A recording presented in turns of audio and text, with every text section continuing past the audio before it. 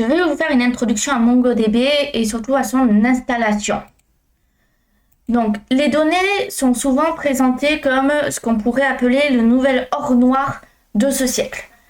Ceci, en fait, c'est en effet confirmé par la course à ce qu'on pourrait qualifier la course à la data, qui oppose les géants du numérique. Alors, on a GAFA en tête, G-A-F-A, dont le modèle économique repose en grande partie sur le recueil, l'exploitation et la valorisation de toutes ces données recueillies. Les systèmes de gestion de bases de données ont donc évolué pour être en capacité de traiter un volume gigantesque d'informations, très hétérogènes, et ainsi s'adapter aux nouvelles architectures informatiques distribuées. C'est ainsi que les bases de données qu'on appelle NoSQL, Not Only SQL, sont nées. Et en particulier, on a MongoDB qu'on connaît, et qu'on va étudier plus en détail et qui permet de stocker les informations sous forme de documents. Pour installer MongoDB, on a comme objectif d'installer MongoDB en local sur son poste Windows. Alors, il est possible d'installer sur Mac et Linux, bien sûr. Donc, on verra ça dans une vidéo où je vous montrerai sur le site officiel comment télécharger. Et ensuite, d'installer Compass, qui est l'interface graphique qui permet d'interagir avec sa base MongoDB. On va commencer par installer tous les outils qui sont nécessaires pour pouvoir créer une base de données MongoDB et donc interagir avec celle-ci. MongoDB peut être téléchargé depuis le site de l'éditeur en téléchargeant la version gratuite Community. Il y a plusieurs versions de MongoDB qui sont proposées sur le site de l'éditeur. Donc il faut faire attention. Il faut que vous preniez celle qui est pour la bonne plateforme, c'est-à-dire Windows, Linux, Mac, etc. C'est en fonction de votre système d'exploitation. Ne prenez pas Mac si vous êtes sur un Windows. C'est évident, mais je préfère le dire. Concernant la version, il s'agit de la version stable la plus récente, c'est-à-dire celle où il y a écrit Current. C'est la version courante au niveau de la liste des choix sur le site éditeur. Pour le package, alors vu qu'on parle de Windows là, ça va être MSI ou Zip. Le plus simple, c'est MSI. Pourquoi? Parce que on peut l'exécuter directement sans avoir besoin de dézipper. Maintenant, on va installer MongoDB et Compass. Pour l'exécutable MongoDB, vu qu'il est à présent téléchargé, on a juste à l'exécuter comme pour tout programme. Et on suit la procédure d'installation. Donc ici, on fait juste Next, on fait encore Next. Et là, on continue avec Complète. Ensuite, on choisit, donc une fois qu'on a choisi l'installation complète, on laisse cocher Install MongoDB as a Service, ce qui va permettre de ne pas être obligé de lancer l'instruction mongod à chaque fois qu'on veut travailler sur notre base MongoDB en local. Et c'est tout à fait possible de modifier les dossiers dans lesquels vont être stockées les données ainsi que les fichiers log. Mais pas d'utilité dans le cas de cette introduction à MongoDB en fait. On en profite de l'installation de MongoDB pour installer également le logiciel Compass, comme on l'a dit. Ensuite, on continue, tout simplement, on fait Install. Et là, on n'a plus qu'à cliquer sur Finish. Donc maintenant qu'on a cliqué sur la touche Windows du clavier ou sur Démarrer en bas à gauche de l'écran, on tape CMD, on vérifie que l'invite de commande est trouvé par Windows et on tape la touche Entrée. Maintenant, on va vérifier la bonne installation de MongoDB et la variable d'environnement. Avec le système d'exploitation Windows, pour pouvoir utiliser un exécutable, il est nécessaire par défaut de se positionner dans le répertoire où l'application a été installée. Pour vérifier la bonne installation de MongoDB, il est donc nécessaire d'ouvrir une invite de commande Windows et de se positionner dans le répertoire Add Hoc et de vérifier si la version MongoDB est installée et bien retournée.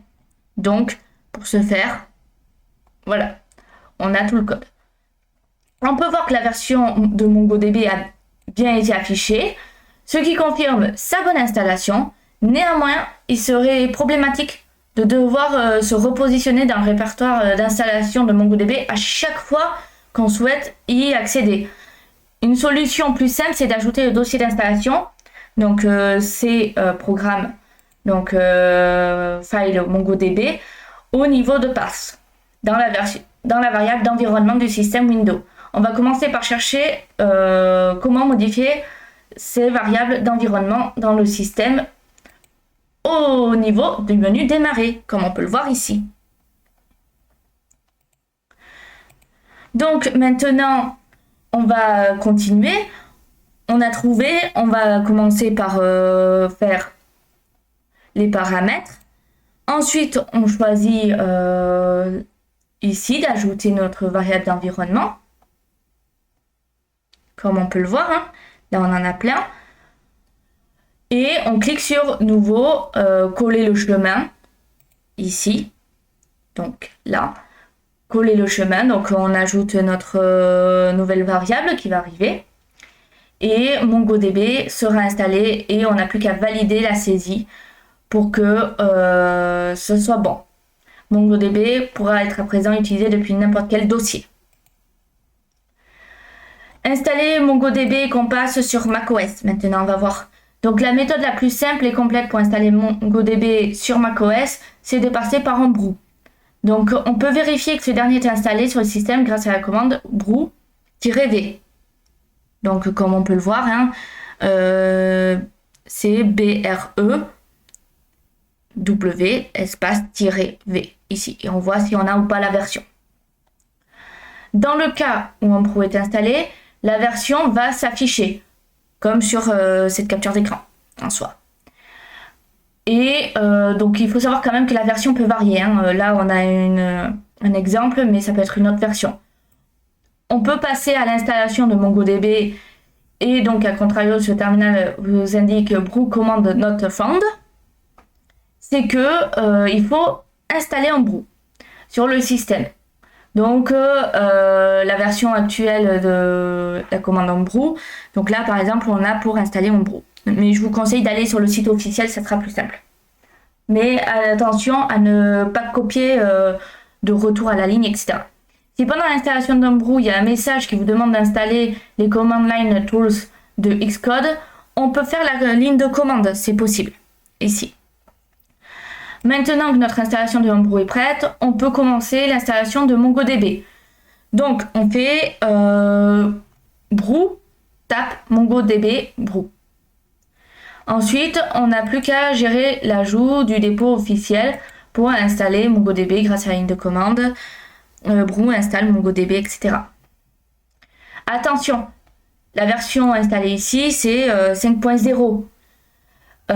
Et vu que la dernière version actuelle sur la page de téléchargement de la version community, cependant, vous devez peut-être spécifier une version qui est plus récente au moment où vous l'installez, au moment où la vidéo est tournée, ou alors voilà, au moment où vous allez sur le site, c'est peut-être plus à 5.0. Après quelques temps de chargement et d'installation, on va avoir 5 lignes qui vont apparaître, hein, comme ceci. Et comme dit sur ces 5 lignes, le service MongoDB peut être lancé grâce à la commande donc brew service start MongoDB community pour arrêter. Et là, on a le shell. La base de données MongoDB sera lancée en service, cela signifie qu'il tournera en arrière-plan et sera lancé avec le Mac. À partir du moment où le service est lancé, on peut accéder au shell MongoDB, donc avec la commande mongosh. La dernière partie de l'installation consiste à installer l'outil MongoDB Compass. Il faudra se rendre sur le site MongoDB Compass pour télécharger le DMG, donc comme on peut le voir ici. Une fois téléchargé, il ne reste plus qu'à installer comme une app standard en ouvrant l'image DMG et en déplaçant le fichier MongoDB Compass dans le dossier application. Maintenant pour Linux. Alors, Linux c'est compliqué par contre. Pour installer MongoDB sur une distribution Linux, ou Ubuntu dans les exemples qui vont suivre, on doit récupérer les dépendances prérequis. Donc, il faut d'abord récupérer ceci. Ensuite, il faudra récupérer le fichier tarball souhaité sur le site MongoDB Community Server, la version notifiée current, la version Linux utilisée, format TGZ.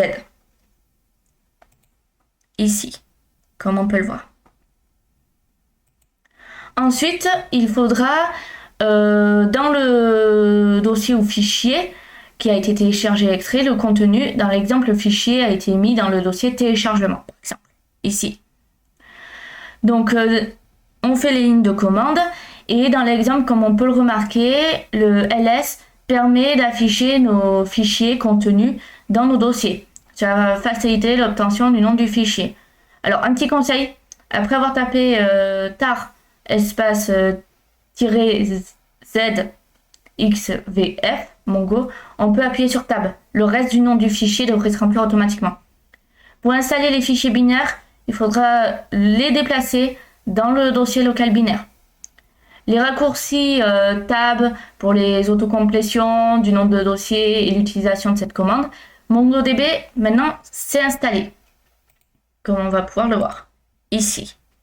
Donc là maintenant on n'a plus qu'à vérifier la version en tapant MongoDB-version ici.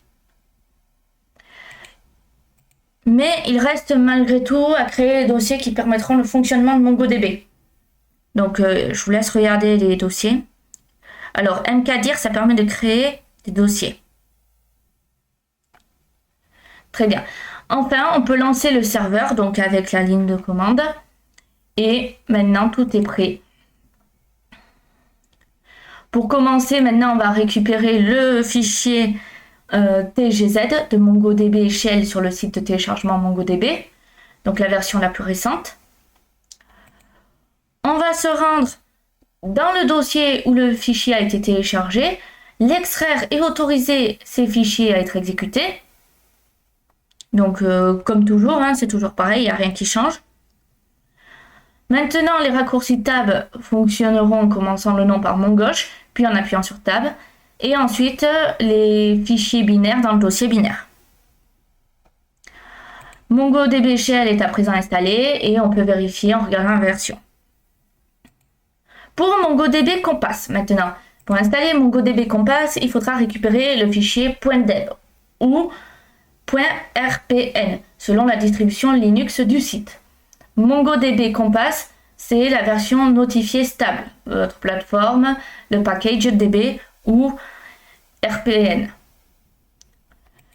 Donc il faudra installer le paquet, donc avec la ligne de commande, et ensuite on peut lancer avec la commande MongoDB-compass, comme ceci.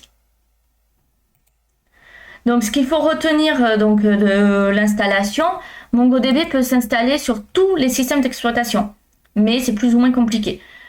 La procédure d'installation est très simple, très simple, ça s'entend, mais ça dépend des systèmes, comme toujours, puisqu'il suffit juste de télécharger quand même un système exécutable d'installation sur le site officiel de l'éditeur. L'installation pour macOS passe par Homebrew et permet d'installer rapidement. Maintenant, on va comprendre les notions de collection et de documents et savoir comment MongoDB stocke ces informations. MongoDB a été installé. Il est temps de passer aux choses sérieuses et de voir comment ces systèmes de gestion de base de données fonctionnent. Après avoir vu les notions de documents et de sélection, on reviendra sur le format de stockage des informations dans MongoDB. Un document, c'est une information qui est stockée dans MongoDB et qui peut être assimilée à un fichier JSON. Donc un document, ça doit être composé d'un ensemble d'informations sous la forme champ-valeur, où champ indique le sens à donner à cette information et la valeur, ça peut être différents types. On reviendra sur ces différents types plus tard. Mais j'ai déjà parlé du JSON dans notre vidéo. Voici donc un exemple de données qui peut être stocké dans MongoDB. On remarque que les valeurs de champ peuvent également prendre la forme de tableau. Maintenant, les collections. Alors, contrairement aux bases de données relationnelles, où les informations sont stockées sous forme de table avec un schéma très rigide pour chaque table, les informations sont regroupées dans MongoDB sous forme de collection. Une collection reposera et se composera de documents ayant un sens commun, même s'ils n'ont pas nécessairement la même structure. Des documents présents dans une même collection vont partager la plupart du temps des informations communes qui représentent la logique métier. Donc voici un exemple.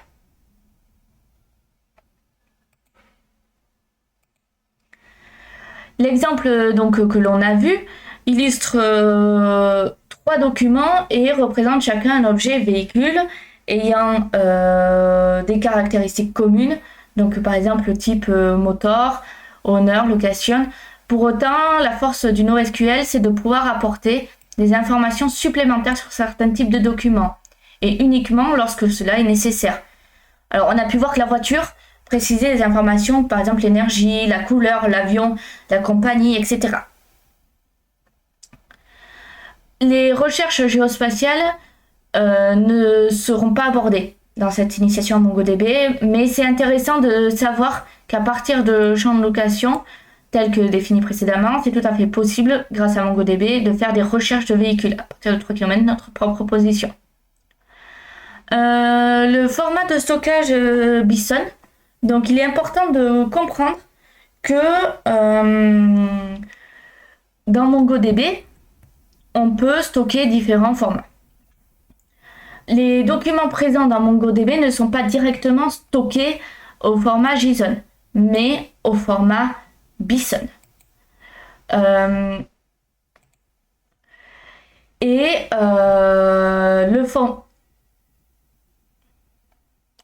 Mais au format Binary JSON, ce format n'est pas directement lisible par un utilisateur, comme tout fichier binaire, parce que oui, c'est du binaire. Pourquoi donc on va s'arrêter là, alors que c'est une précision, puisque nous n'aurons jamais à analyser ou comprendre directement une donnée Bison.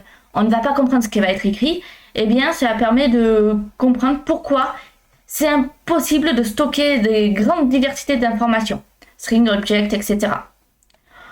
On peut trouver la liste sur la documentation officielle. Ce qu'il y a à retenir, c'est qu'une collection, c'est l'équivalent d'une table dans un modèle relationnel. Et ça permet de regrouper plusieurs documents ayant un sens commun et de partager des caractéristiques communes, appelées champs. Un document, c'est une information présente sous la forme d'un objet JSON, plus ou moins complexe. Ce document est donc stocké dans MongoDB en Bison.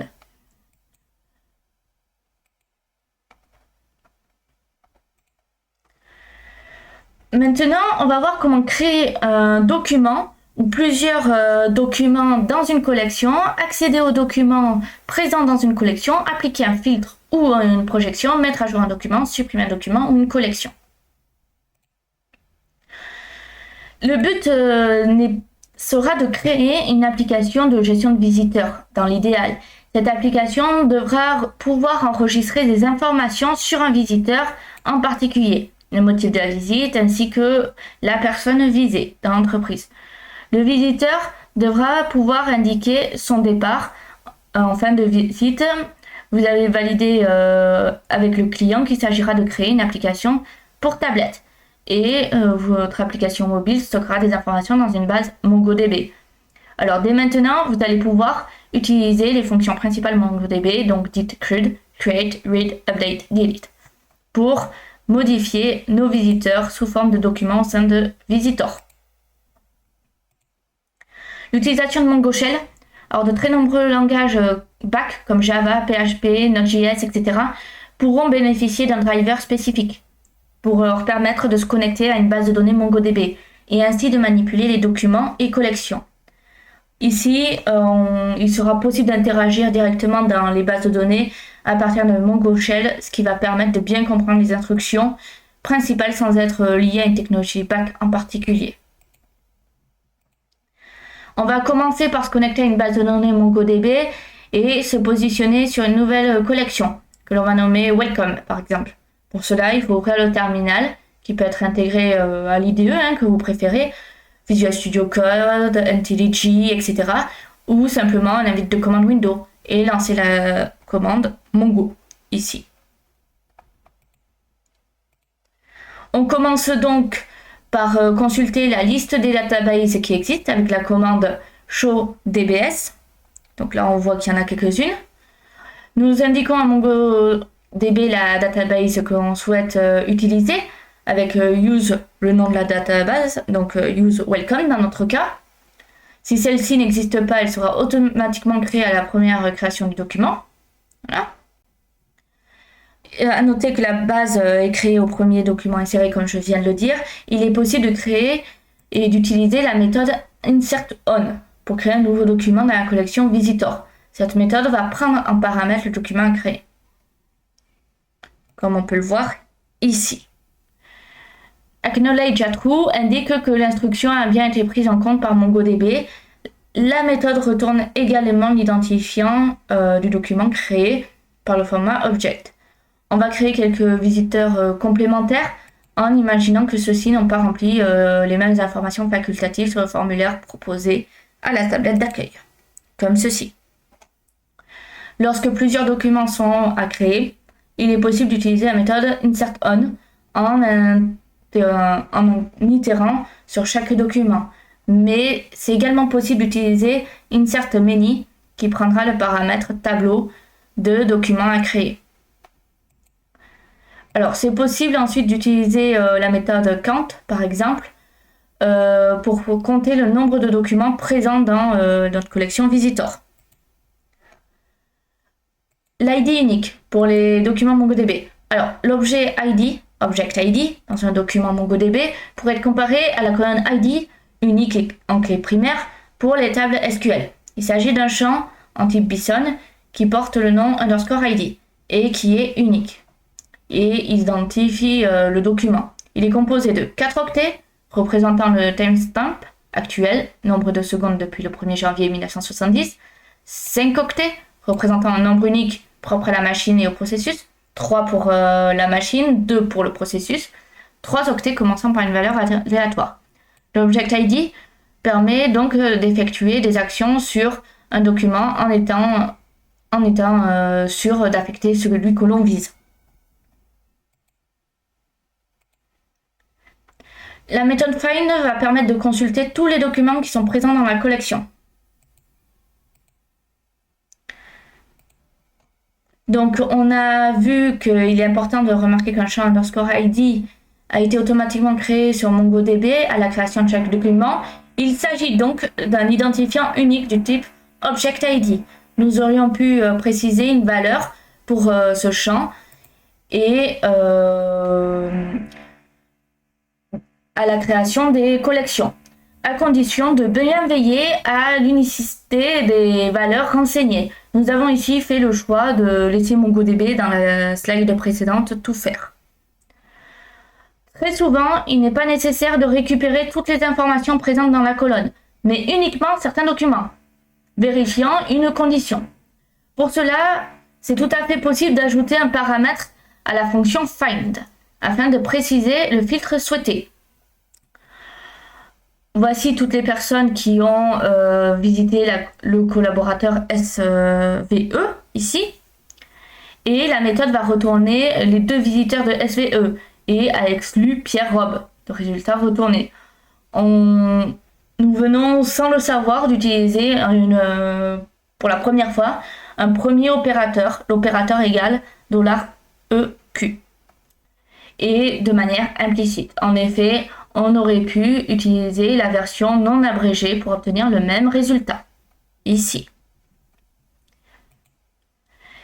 La liste des opérateurs disponibles est longue, mais on peut retrouver en particulier quelques opérateurs de comparaison dans les suivants, $NE, non égal, $GT, etc.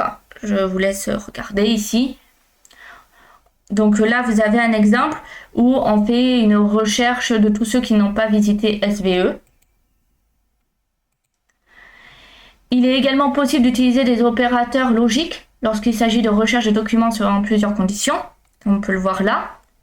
Et là, j'ai donné un autre exemple sur la société Studi, par exemple, qui est une école. Là, il est également possible de restreindre les informations retournées et de ne fournir que certains champs de résultats. On parle alors de projection. Il faut indiquer en second paramètre la méthode find pour lui préciser les colonnes que l'on souhaite conserver au niveau des résultats de la requête. Donc là, par défaut, seuls les champs first name, last name et etc. sont alors retournés, à l'exception du champ ID qui est retourné même s'il n'a pas été précisé. La méthode find, c'est un outil extrêmement puissant pour filtrer des informations souhaitées et qui mérite un chapitre vraiment très conséquent. Donc je vous conseille d'aller voir la doc officielle à ce sujet car c'est très intéressant là-dessus. Concernant les mises à jour des documents MongoDB, il est tout à fait possible de modifier un document qui existe, ce qui va donner l'occasion de découvrir de nouveaux opérateurs. On a la méthode updateOn, paramètre 1, paramètre 2, et qui permettent de mettre à jour un document. Cette méthode prend en premier paramètre un filtre pour identifier le document à mettre à jour. Le second paramètre indique les modifications à réaliser. Dans le cas où le filtre appliqué à paramètre 1 de cette méthode updateOn ne sera pas assez restrictif et retournerait plusieurs documents, seul le premier document serait alors mis à jour. Les requêtes ont bien été prises en compte là, ici, dans cet exemple. Là. Et un document a été trouvé. Après vérification, on constate en effet que le nom et prénom ont bien été inversés, comme on peut le voir. Ici. Une autre méthode existe et l'avantage de retourner les documents concernés par la modification. C'est la méthode find, one and update. Donc par défaut, cette méthode va retourner le document tel qu'il existait avant sa mise à jour. Il est tout à fait possible d'ajouter un paramètre à l'exécution de cette méthode pour obtenir le document après la mise à jour. C'est l'option Return New Document de True qui a permis de récupérer le document modifié. Si cette option n'est pas précisée, c'est le document avant modification qui est retourné.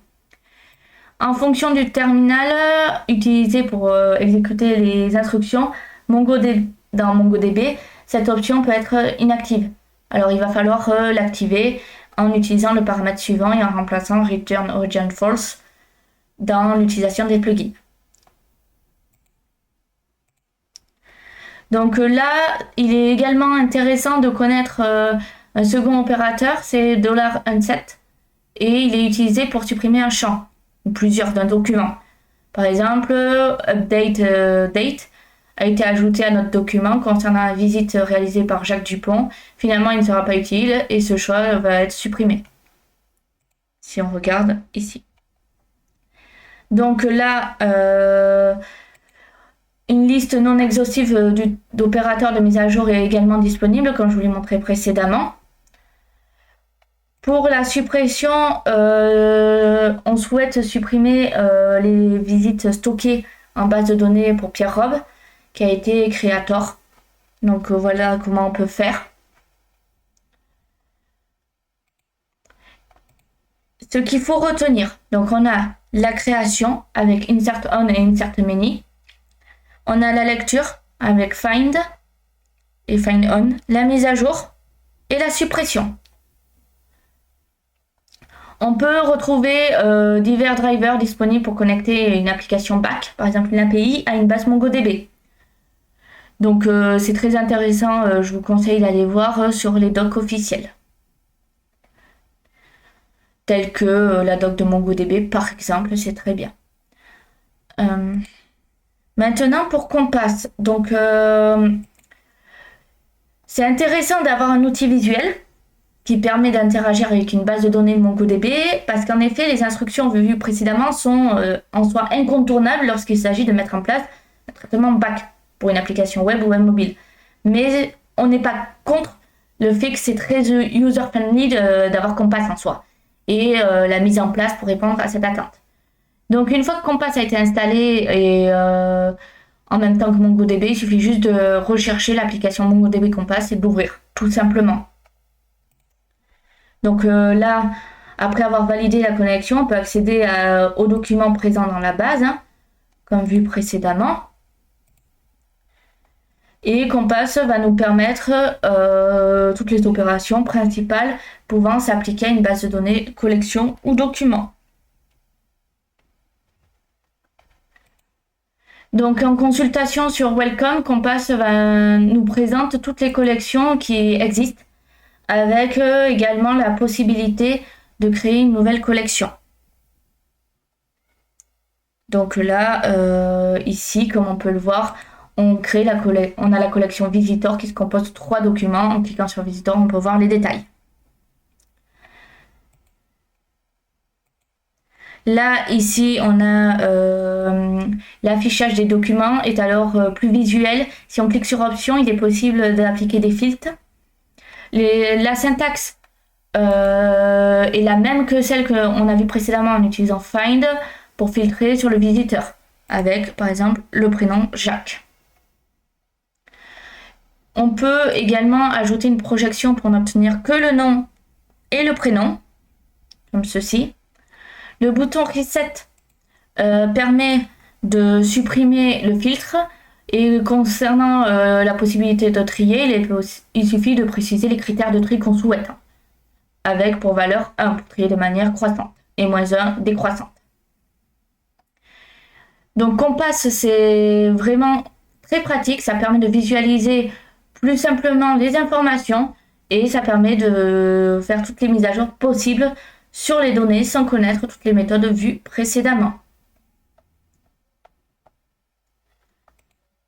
Donc comme synthèse, ce que l'on peut dire, c'est que ça facilite la visualisation des informations.